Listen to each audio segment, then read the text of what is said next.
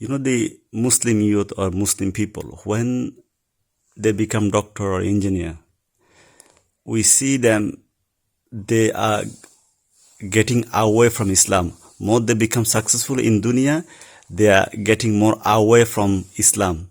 So what do you think? What will actually motivate them to be successful in the dunya as well as in the akhirah? So what motivation can they have to, people become like you maybe? I think the main fault is parents. Parents are our role model. If number one, they do not see seriousness and commitment on the part of their parents, these children must have grown up looking at their parents as a role model, as a hero, and should have watched their sincerity to the faith. That's number one.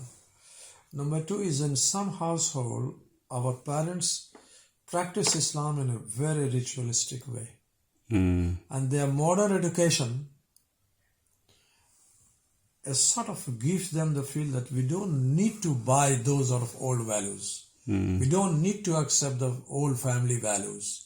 We don't need to accept that old ritualistic religion. That was for the days of old.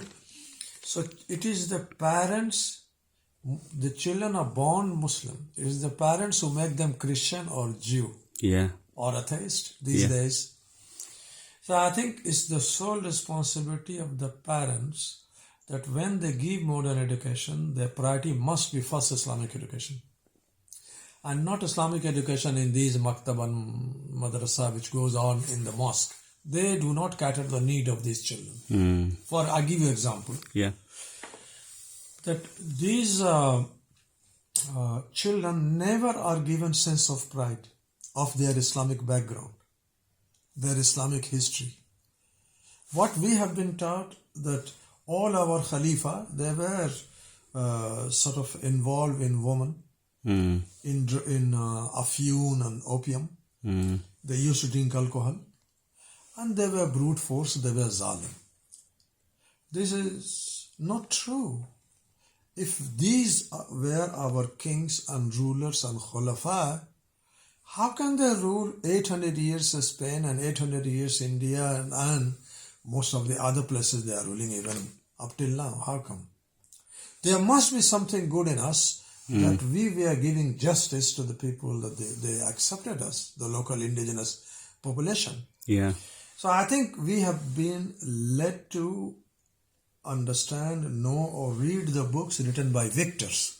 In Tehran conference, post-Second World War, Winston Churchill, Stalin and Roosevelt, they had these three world powers, they had a conference meeting.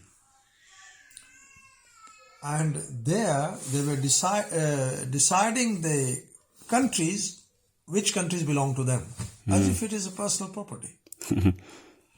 So Winston Churchill was telling these countries and Stalin was telling these countries, and it was a new thing for Roosevelt, because Roosevelt was president of America. He never had any empire. So he was not used to. British, yes. Russian, yes. They were used to having empire, but America didn't have any empire before that. So he was surprised that they are sort of dividing these number of countries for themselves. So he said, be careful what the historians are going to write about you. Roosevelt said. You know what Winston Churchill said? History is written by victors and we are victors. So we will write the history. So don't need to care about the history. The historians, we are historians. Because the victors write the history and we are victors. So we will write down the history, whatever. So that's what it means. So right from the very early age, we should teach them Islam on a larger scale. Number two, we should give them a sense of identity as a Muslim. Number three, we should inculcate the Islamic habits, those qualities from the very early age, because that becomes the habits form the personality.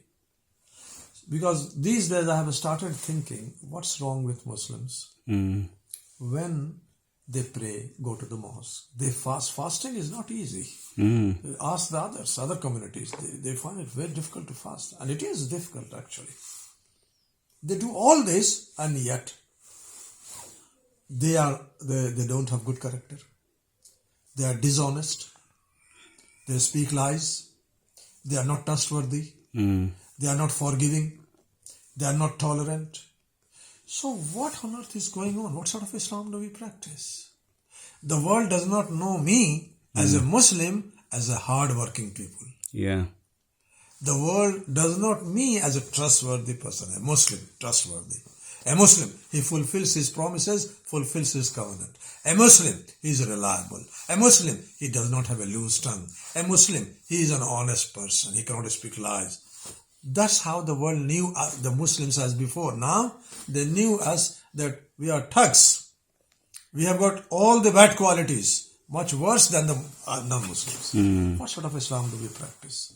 Where we have gone wrong somewhere. And my own feeling is we have gone wrong that in early age we should teach the children honesty. Hatred against lies. The hatred against the loose tongue. Quran says, مَا يَلْفِظُ مِنْ قَوْلٍ إِلَّا لَدَيْهِ رَقِيبٌ عَتِيدٌ, that he does not utter a word, but these are scribes, Kiraman Katibin, they are ready to write. Why didn't we teach them from the early children? Why do they use 4-letter word? Why do they use abusive word? Why our women or our men even, they are involved in slander, backbiting, calumny, playing with the dignity of a person? Didn't they realize their prayer, their fast will be thrown on their face, will be meaningless? So I think the understanding and the practice of Islam is simply not in shape. It's all about this and going to masjid and that's it. But the people should realize that, oh, he's a Muslim, he prays. Yeah. Therefore, he's a reliable person. No. A Muslim, he prays, he cannot take bribe. This is not my picture. A Muslim, he goes to pray, therefore he's hardworking. No, we are not hardworking people. In the whole world, Muslims are not identified as hardworking people. Yeah. So there is something grossly abnormal with us. So we have to rectify and correct the things there. And the children of today in our home, they're not going to be impressed, or they will not listen to their parents as we listen to our parents. So we have to be very careful, otherwise we are losing out our children. They are becoming atheists. They have got doubts and suspicions in their mind. But for me, it's okay if my sons are behaving all right with me, I'm happy. That should not be the case, man. Because, okay, here, because they are behaving with you, they have got dual personality. While they in their home, they are behaving like this to their parents, very sort of a good respect, but while outside, they do all bad things. So are you serious? Are you really sincere about your children, or are you not? So those sort of things. I think we have to show sincerity, seriousness, commitment, as if for a firm belief that main thing is the hereafter. However, in world, whatever we do as a tool, as a means, we are going to use this for earning the hereafter. Yeah. I am attaining education so that I could understand on a larger scale, and then I will pass on our religion on that larger scale to others, to my children and to others. I am attaining the education for that purpose. Of course, we are human beings, we want to eat, we want clothes, those sort of things. So that will also help. If on the way I get the money, that's a byproduct. That's not the objective. Yeah. Remember? Yeah. I don't live for money. I need money. I don't want to be dependent on anyone. And therefore I work for it. But my life is not dedicated only for money. Because then this person, he is not going to get anything in the life hereafter. Allah subhanahu wa ta'ala will say, "Anna laysa lil insani illa ma sa'a." You worked hard, you strove for achieving this world, you got it. You didn't do anything for akhirah, you got nothing here. So I think when you ask that question, I have always asked this question. How come Number one, is it possible that you become a highly competent professional or a scientist, and yet you could have a good knowledge or information about Islam? Is it possible? And the answer is definitely yes. That's what I wanted to prove wrong. The concept that if you are religious, that means you are escapist, you're finding escape route in religion. A religious person cannot be a good professional, good scientist. This is absolutely awfully wrong. I wanted to prove all my life, because in my time when I was growing up, that was the concept. You are religious. I have been so many times. What can you, doctor? Hopeless. He is religious. बोली साहब है ये इसका काम है नमाज पढ़ना. No good. When I was growing up, I'm talking about 70s, 80s. That was the concept. Now no more. Many good scientists and high-level competent professionals, they are very religious, mashallah. They're doing good job all over the world. America, England, everywhere, in your country, in my country. But they are very few in number. But they are proving their worth.